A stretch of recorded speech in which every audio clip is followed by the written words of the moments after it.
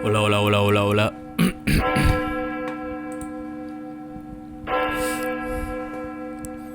Historia nocturna. En el 2002 manejaba un campero para transporte de pasajeros en el que cubría varias rutas entre Córdoba y Antioquia. Trabajaba en ese entonces con una cooperativa que a su vez tenía como principales inversores a un grupo de ganaderos de la región. Fue una tarde cualquiera de mayo cuando me ofrecieron realizar un viaje, esa vez hasta un municipio cerca de Manizales. Era un grupo de trabajadores que iban a recibir unas capacitaciones en una fábrica. Había una buena compensación directamente con la empresa que solicitaba el servicio, sin pagar comisión, así que acepté. Salimos a eso de las 4 de la mañana. No era en realidad un viaje tedioso si uno sabe entretenerse. El paisaje es sobre todas las cosas lo mejor, y acompañarlo de buena música es sin duda de las cosas que más disfrutaba cuando tenía ese trabajo. Pero aquella vez, lo que tenía pronosticado como un viaje más, casi se convierte en uno sin retorno. Tenía pronosticado llegar a Manizales a más tardar 8 de la noche, pero por impases en la vía saliendo de Caucasia, se me hizo de tarde sin siquiera haber pasado por Zaragoza. Tocará pernoctar en un pueblo seguro, les indiqué a los pasajeros, pero estos insistieron que adelantara lo que más pudiera, que si ya se veía muy enreversada la ruta, entonces sí buscáramos dónde pasar la noche. Pero ese no iba a ser el mayor de los problemas. A eso de las 9 de la noche empiezo a escuchar un ruido extraño en el motor. Lo había llevado a mantenimiento semanas pasadas por una falla en el sistema eléctrico y ahora me acosaba ese presentimiento de que lo mismo de la vez pasada seguía fallando. Hombre, seguro es otra cosa, a lo mejor y sí alcancemos a acercarnos a Medellín por lo menos, fue lo que pensé.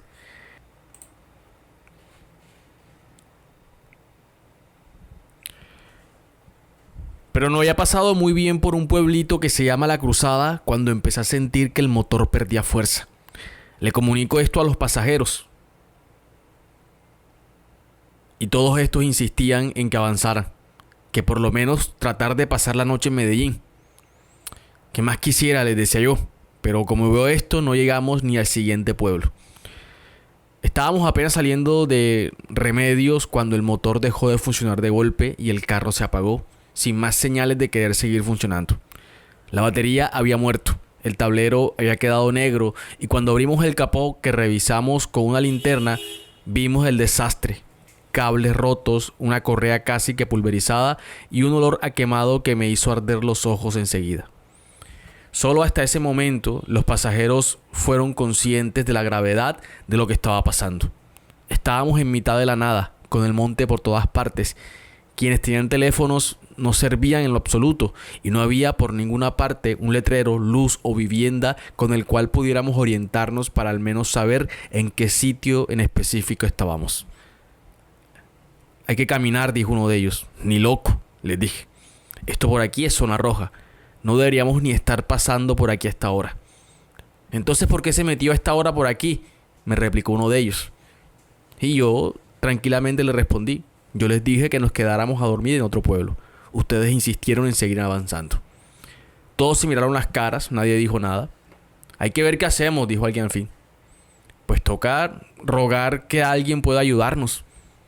Por lo menos que lleguemos a un pueblo en donde podamos pasar la noche tranquilos.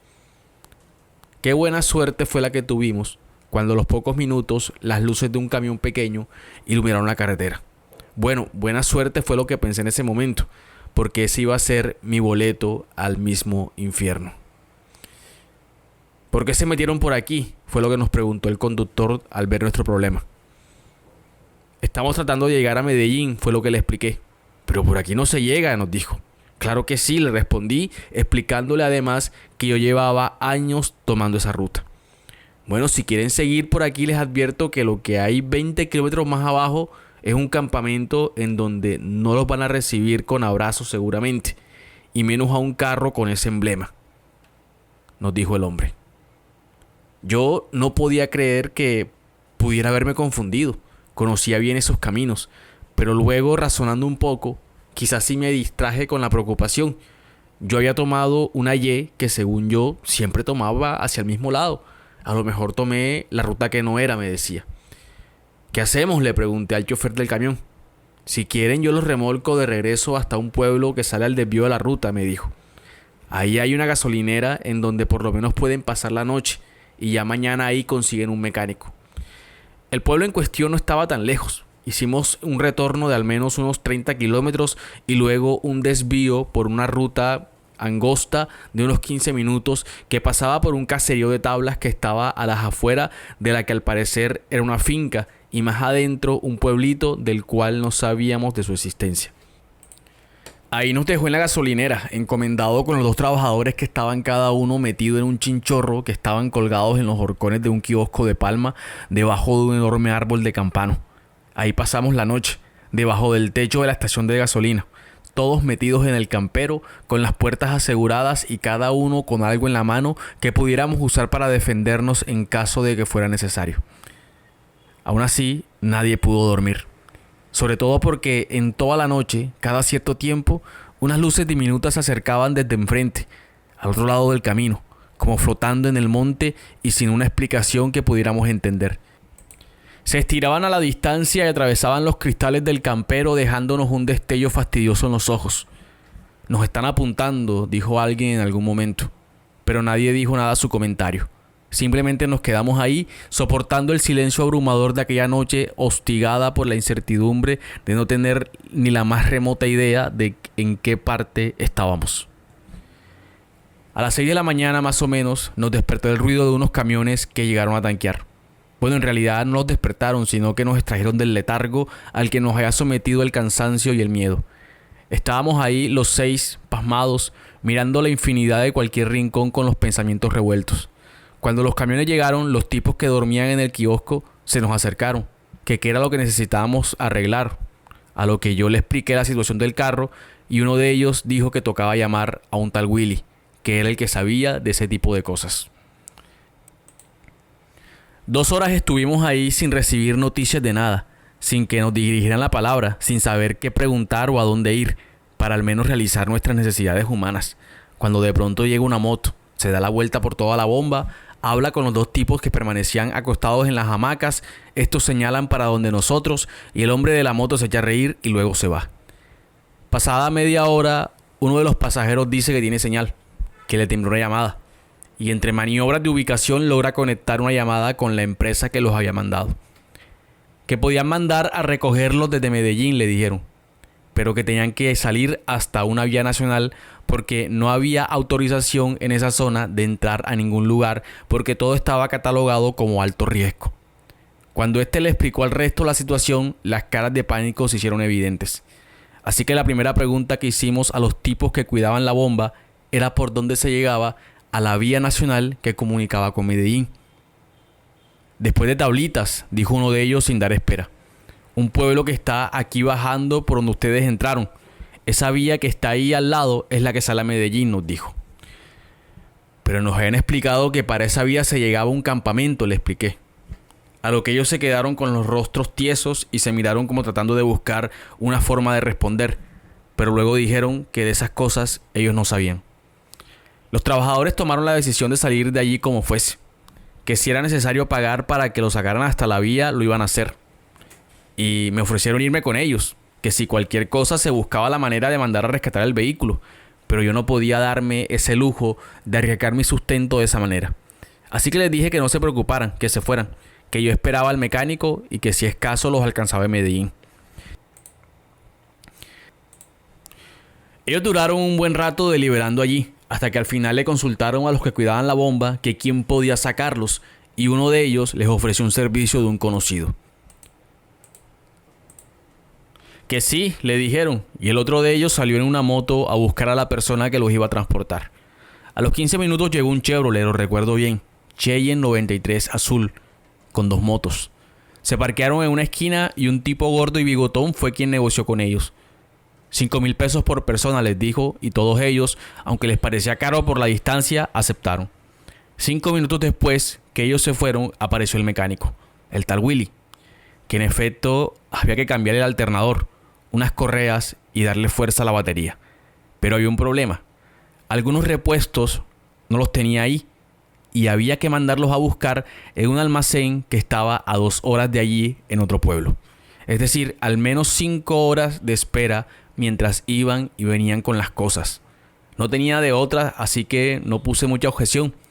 Lo que hice fue tranquilizarme y preguntarles a quienes cuidaban la bomba si había un lugar donde al menos pudiera bañarme, y me explicaron que allí había una bodega que al fondo tenía una toma de agua, donde ellos se bañaban a veces, que ahí mismo había una poza con una letrina para lo demás que quisiera hacer.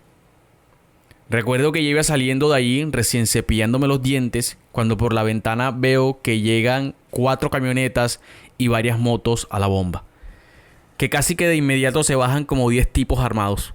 Encañonaron a los que cuidaban la bomba y empiezan a preguntar por el dueño del campero. Ellos inmediatamente dijeron que yo estaba en el baño, señalando el lugar en el que yo estaba de pie, así que no vi más salida que correr.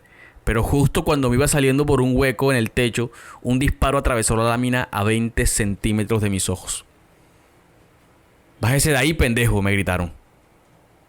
Que de dónde venía, que qué hacía ahí, que quién era mi jefe, que por qué había entrado a ese pueblo, me preguntaban. Pero yo, aturdido por el miedo, solo sabía decir, mejor dicho rogar, que no me mataran. Pero no sé cómo logré articular mis pensamientos y pude decirles que me había varado en la vía, que estaba esperando un mecánico, quien casualmente llegó en ese momento. Recuerdo su actitud, que levantó las manos sobre la cabeza cuando se bajó de la moto y dijo varias veces que no me conocía. «No sea idiota», le dijeron. «Claro que no lo conoce. A ver, diga, ¿qué tiene el carro?», le preguntaron. «Hay que cambiarle algunas piezas», dijo. «Bueno, apúrese, que necesitamos ese carro para esta misma tarde». «Y usted prepárese», me dijo uno de los hombres que llevaba un fusil terciado sobre el pecho, al que los demás le decían comandante. «Porque usted es el que sabe manejar ese aparato», me dijo al final.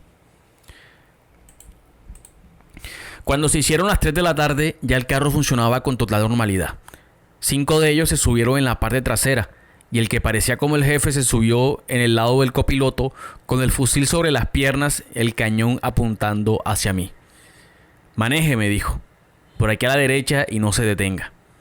Ese, al parecer, era el último pueblo después de adentrarse al Monte Pleno. Lo que seguía en ese camino era una trocha en la que había árboles que yo nunca había visto. Además, el terreno era fangoso, lleno de restos de madera podrida y plantas de tamaño colosal. «Este carro no aguanta este camino», dije yo en un momento que patinamos sobre una piedra como de 5 metros que estaba llana, enterrada antes de un arroyo. «No sé si el carro aguante», me dijo el tipo, «pero tampoco sé si usted aguante un tiro en la frente. Maneje, que es lo que yo le he pedido», dijo en un tono firme sin lugar a objeciones.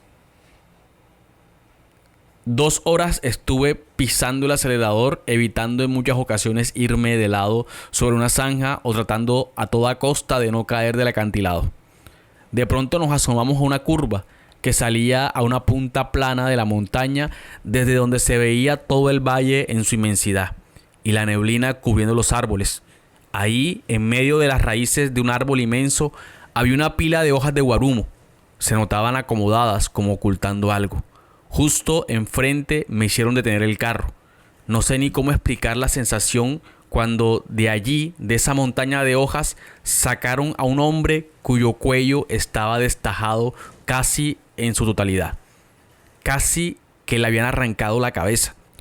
Su condición fatal era tan evidente que cuando lo cargaron de los sobacos para tratar de ponerlo de pie, la frente le pegó al costillar izquierdo. Me hicieron abrir las puertas traseras y lo acomodaron en mitad del carro, amarrándole el cuello y la cabeza con una camisa ensangrentada y sosteniéndole ambas piernas juntas, mientras uno de ellos le revisaba las extremidades con minucioso juicio, como buscando algo. «Lo encontré», dijo después de 5 minutos, sosteniéndole el dedo anular del pie izquierdo. Ahí mismo, el comandante sacó un taco de madera de unos 20 centímetros, que en un extremo tenía una pita roja que le daba una vuelta trenzada y que al final de los cordones que colgaban había amarrada una cabeza disecada de serpiente. Pusieron la punta del palo debajo del dedo que sostenía el otro tipo y luego encendieron por una esquina, dejando que una línea delgada de humo le rodeara el dedo en cuestión. Yo estaba ahí de pie, rodeado del resto de hombres armados, mientras el que sostenía el palito recitaba unas palabras que para mí eran inteligibles. Los otros solo observaban con rostros de ansiedad. Al poco minuto vi como el hombre casi decapitado, que estaba tirado ahí en el piso de mi carro, con la piel morada, las manos hinchadas, recompuso su color y abrió los ojos como tratando de emitir un suspiro de ahogo, y nuevamente los cerró. Pero esta vez su cuerpo parecía haber adoptado otra apariencia. Le descubrieron el vientre, rompiéndole la camisa, y en él notaron que ya estaba tratando de respirar. Así que lo acomodaron de la cabeza y la punta del palo, que aún estaba en brasas, se la afincaron en la frente hasta que la piel se le tostó. Enseguida le pusieron una camisa encima, lo terminaron de asegurar y me dieron la orden de manejar de regreso, que si ese hombre se moría era mi culpa. Cuando ya habíamos regresado, a eso de las 8 o 9 de la noche, pasamos de nuevo por la bomba y ahí, con los dos trabajadores, estaba una patrulla de la policía. Cuando vieron pasar el carro, se fueron detrás de nosotros. Me salvé, pensé. Pero la patrulla, al alcanzarnos, recuerdo bien la cara de ese policía, porque tiempo después lo vi en primera plana capturado por narcotráfico. El tipo le preguntó al que yo tenía al lado que si ahí lo llevaban. Este le dijo que sí, que había que adelantarse para que nos dejaran pasar sin problema. Hombre, no se preocupe, dijo el policía, porque es que estos carros de transporte a estas horas los dejan pasar sin problema en los controles, le dijo. De todas formas, en el camino no nos encontramos ningún puesto del ejército. Al parecer ese día los estaban reubicando y no se hicieron los retenes que hacían siempre en esa zona. Salimos a la Nacional por el mismo camino que había entrado en la madrugada anterior, pero esta vez bajamos cerca de 30 kilómetros y antes de un aviso grande que marcaba la ruta de Medellín, me hicieron desviar por una trocha que iba paralela a un río. Lo sabía porque lo escuchaba, pero yo no tenía ninguna referencia visual para saber en qué parte estaba. Solo sé que manejé por más de 4 horas por ese camino de una oscuridad tan espesa y profunda que cuando cierro los ojos hoy en día, en las noches, tengo la sensación de que después de esa experiencia, aún la oscuridad más sombría de mi casa me parece excesivamente luminosa. No sé realmente cómo era el lugar al que entramos, porque hubo un punto en el que el camino ya no nos dejaba avanzar con el vehículo. Ya estamos cerca, dijo uno de ellos. De aquí caminamos 10 minutos y llegamos. De ahí en adelante empezamos a caminar con linternas. Tocaba ir apartando ramas y malezas del camino, descender una pendiente pedregosa de varios metros y al cruce de un arroyo rodear una piedra inmensa en donde uno de ellos dijo: «Es aquí», alumbrando un fogón de piedra que estaba a la orilla del arroyo.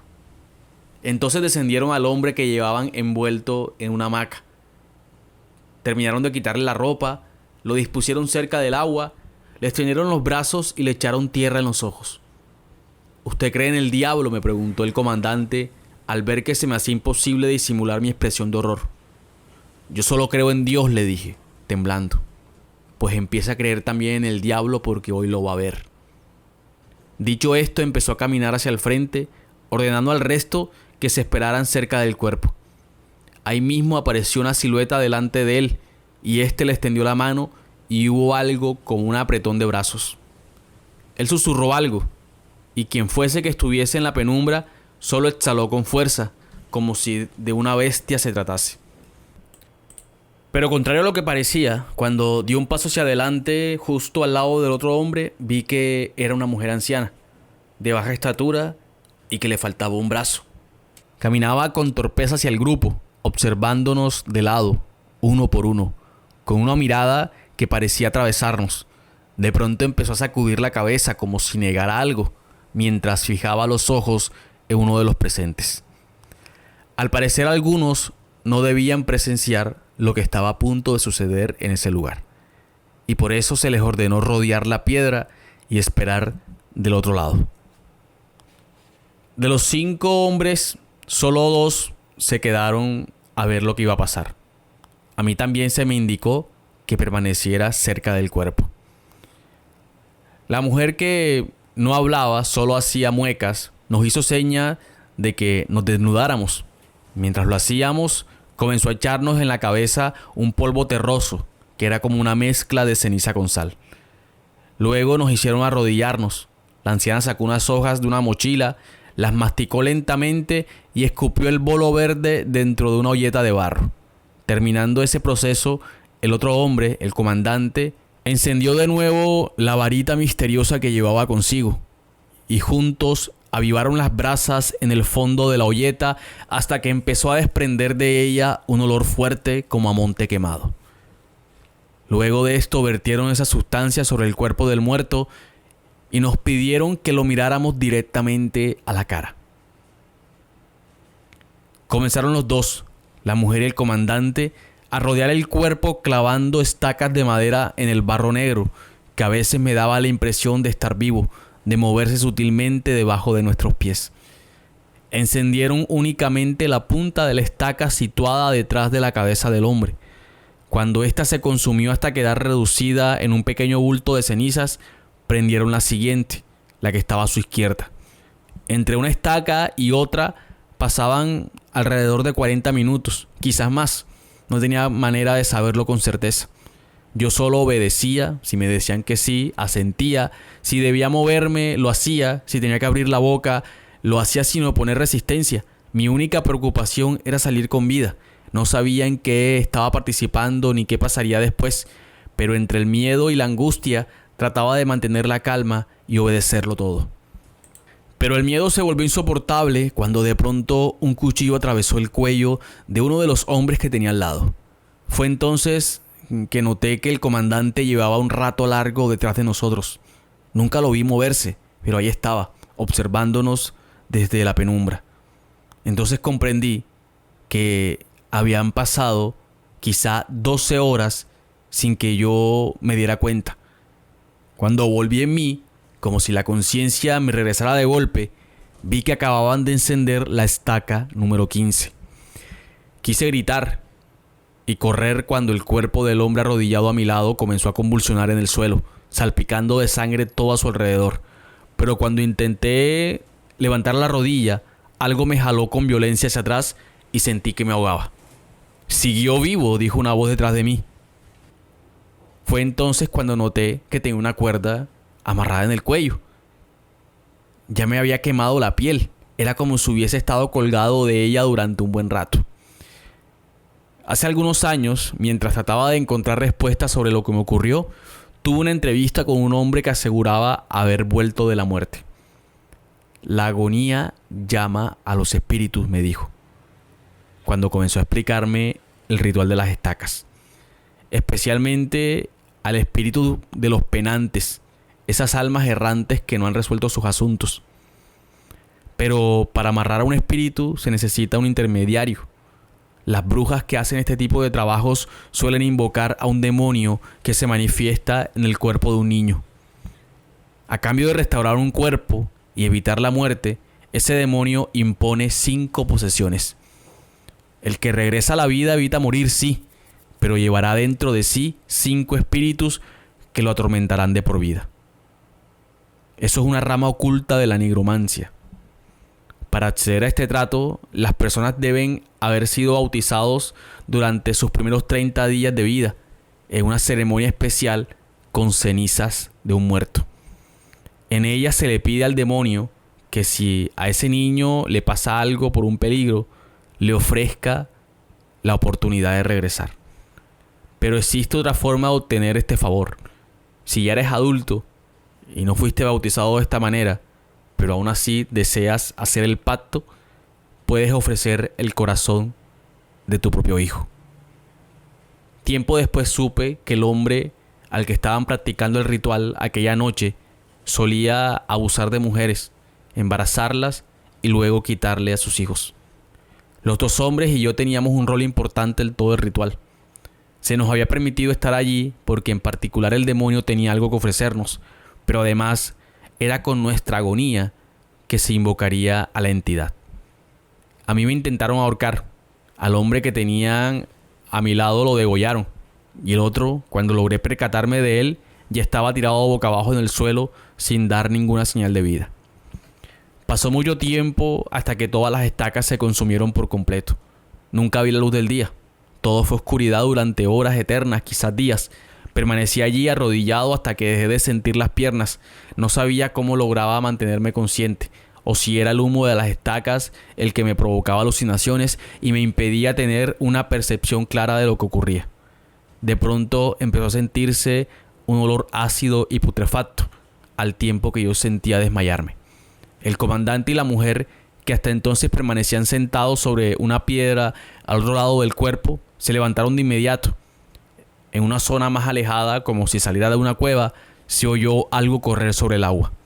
Ellos se fueron a ver qué pasaba, justo cuando mi cuerpo, empujado por su propio peso, cayó de lado. Solo mis ojos permanecieron abiertos, con la cara pegada a la tierra, mirando fijamente hacia el costado izquierdo del muerto, iluminado por los tizones que aún estaban ardiendo. Entonces, sin entender del todo cómo, empecé a escuchar pisadas que se acercaban por detrás. A los pocos segundos aparecieron ante mi vista 2 pies, pero no eran de un adulto, sino de un niño pequeño. Podría decir que eran los pies de un bebé. Comenzaron a moverse entre las estacas como si jugaran con ellas, hasta detenerse cerca de mí, justo a la altura de la cabeza del cadáver. Fue allí cuando escuché una voz ronca y lejana, aunque su calor lo sentí en la oreja, que me dijo: pide una vida por Yemit y yo te la doy. En ese instante me desvanecí por completo. No sé exactamente qué ocurrió después ni cuánto tiempo pasó. Cuando recobré la conciencia, estaba de nuevo en el campero, tirado en la parte trasera mientras el comandante conducía. Tenía un dolor de cabeza insoportable y hasta el más mínimo ruido me perforaba el oído como un taladro. «Ya se van para la casa, compañeros», dijo el comandante mirando hacia atrás. Fue en ese momento que comprendí que quienes estaban allí conmigo eran los trabajadores que yo transportaba. Todos, incluyéndome, estábamos en los huesos, demacrados, irreconocibles. Habían pasado 20 días. Justo entonces íbamos a ser liberados, porque finalmente se había pactado un intercambio con la cooperativa. El trato incluía una fuerte suma de dinero en efectivo y 2 bucetas. Eso se hizo prácticamente bajo cuerda, negociando entre políticos y el grupo armado. Pero la noticia se vendía como una operación de rescate. Mi sorpresa fue inmensa cuando vi que quien nos recibió en el batallón, un alto mando del ejército, era el mismo hombre al que yo había recogido en el monte con la cabeza colgando, y sobre quien se había realizado aquel ritual. A este tipo lo capturaron tiempo después, cuando le descubrieron un cargamento de armas que pretendía sacar del país de forma ilegal. Fue entonces cuando comenzaron a salir todos sus vínculos con criminales y organizaciones de todo tipo. Pero hubo una noticia que por mucho tiempo dejó aterrada a la gente del pueblo, en que se hizo el macabro hallazgo de 20 cráneos infantiles dispuestos en círculo alrededor de una especie de figura hecha de huesos, como una santa retorcida. Todo eso fue encontrado en el cuarto de una casa donde este tipo se hospedaba varias veces al mes. El impacto en la tranquilidad de la gente con esta parte de la historia fue tal que se prohibió hablar del asunto de forma oficial. Quedó reducido a un mito, como a una historia distorsionada para añadirle morbo a la polémica. Pero yo sabía que era real. Hace 5 años, unos meses antes del confinamiento, sufrí un accidente. Mi moto fue arrollada por un camión que me empujó hacia un río. Me dieron por muerto, pero lograron reanimarme. Recuerdo que mientras escupía el agua que había tragado y sentía como mi cabeza se apagaba por momentos, logré abrir los ojos y pude por unos instantes ver los pies de las personas que me rodeaban. Entonces me estremecí de nuevo. Un miedo extraño, primitivo, se apoderó de mí como una oleada helada que no venía del río, sino de algo más profundo. Mi propio pánico. Fue un presentimiento brutal, que no solo me aturdió, sino que me paralizó por dentro, como si mi alma hubiese retrocedido un paso. Entre las figuras humanas que me rodeaban, emergió una presencia que no parecía pertenecer a este mundo. Un hombre pequeño, cubierto con una túnica blanca manchada de lo que parecía ser era sangre seca. Su piel era pálida, casi translúcida, y su rostro tenía una expresión sádica, una mueca que mezclaba una burla con hambre. Esa cara jamás he podido borrarla de mi cabeza. Se agachó lentamente frente a mí, como si disfrutara cada segundo de mi vulnerabilidad, y me observó de cerca. Tenía los ojos completamente negros, sin rastro alguno de blanco o pupila. Solo oscuridad, vacío, muerte. Me sostuvo la mirada en un silencio absoluto, un silencio que parecía rugir dentro de mi cabeza. Luego se levantó sin apuro y se marchó. Fue entonces cuando vi sus pies y los reconocí con absoluta claridad. Era la misma entidad. Había regresado, o quizá nunca se había ido, y estaba expectante al momento de presenciar mi muerte. Me aterra pensar que tal vez en ese momento acepté un trato y no lo recuerdo, porque ese accidente fue el inicio de varios hechos desafortunados en mi vida, empezando por la voz susurrante que se me aparece todas las noches antes de dormir. Justo cuando estoy alcanzando el sueño, siento una presencia helada acercarse a mi rostro, diciéndome algo que no logro comprender, pero que me trae el recuerdo más cercano que tengo de la muerte.